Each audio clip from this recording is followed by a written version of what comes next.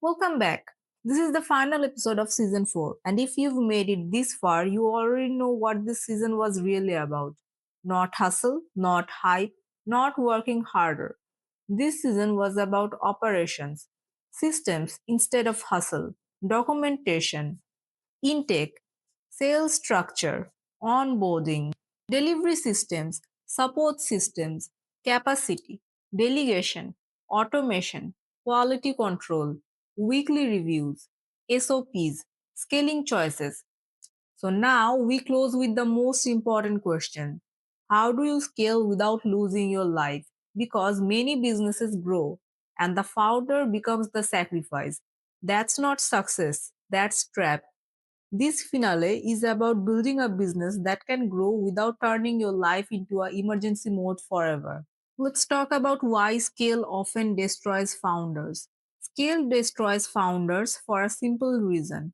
They confuse growth with progress. They think if I'm busy, I'm winning. But business can be a sign of weak systems. It can be a sign that the business still depends on you doing everything manually. So when demand increases, a founder without system becomes a customer supporter agent, a project manager, a salesperson, a delivery worker, a firefighter, all at once. That's not entrepreneurship. That's a fragile job with high stress. And the worst part is, it feels normal because the business is growing. So you tell yourself you should be grateful. But being grateful doesn't stop burnout, only structure does. So, what's the real goal of scaling? The real goal of scaling is not more customers, more revenue, more visibility. Those are outcomes. They are not the goal. The goal is increasing output without increasing chaos. If chaos increases with growth, you are not scaling. You are expanding instability. Scaling should create more stability, more predictability, more control. If it doesn't, something is missing. And usually, what's missing is simple operations infrastructure. Now, if you want to scale without losing your life, you have to protect three things: your time, your energy, and your attention. Let's break those down. First, your time. If customers can access you anytime, you will never think deeply. And without deep thinking, your systems don't improve. Second, your energy. If your business depends on you being on constantly, your health may pay the bill.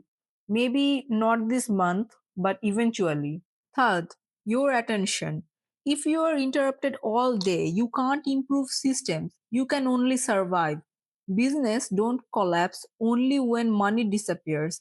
They collapse when attention disappears because the founder becomes incapable of managing the machine.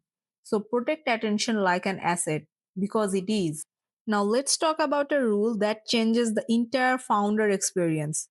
That is designing your week. Most founders live in a reactive time.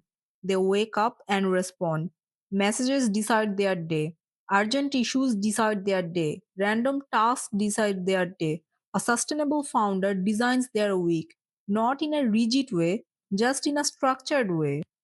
For example, specific hours for deep work, specific hours for support, specific hours for sales calls, and a specific time for the weekly review. This isn't strict, it's structural, and structure creates calm.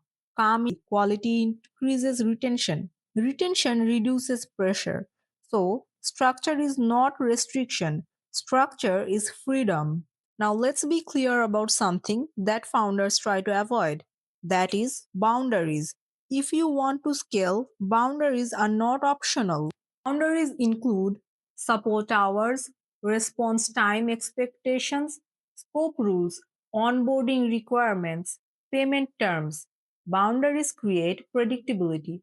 Without boundaries, your business becomes shaped by the loudest customer, not the best customer, the loudest one. And that's not a business, that's a stress machine. So if you've ever felt like your business controls you, it usually means boundaries are missing somewhere. And the fix is not motivation, the fix is a rule. Now, here's the key idea that makes scaling without losing your life possible. Remove yourself from low value loops. Scaling doesn't mean you do more. Scaling means you do less of what you don't require. Low value loops include repeated explanations, basic support questions, scheduling back and forth, repeated formatting tasks, repetitive admin work. This is exactly where templates, SOPs, automation, and delegation matter. Because a good founder is not a hero. A good founder is a designer of systems. A hero saves the day again and again. A system prevents the fire in the first place. Now, I want to give you a peaceful scale checklist. This is a quick way to know if your growth will help you or hurt you. If you grow by twice, do you have documented process, clear onboarding, a stable delivery workflow, quality checkpoints, support boundaries, a weekly operational review, a clear scope and pricing? If the answer is no, growth will most likely hurt, not because you are not capable, but because the business isn't structured for that kind of pressure yet. So, your job is to build capacity before pressure hits, not after you are drowning. Alright, let's close season 4. Season 4 was about building infrastructure, and infrastructure is not glamorous, but it is what holds the business. If you apply what we covered, your business will feel calmer, cleaner, more predictable, and more professional. And most importantly, it will not require you to suffer to function. Thank you for listening and congratulations because building system is one of the rarest business skills. I'll see you in the next season.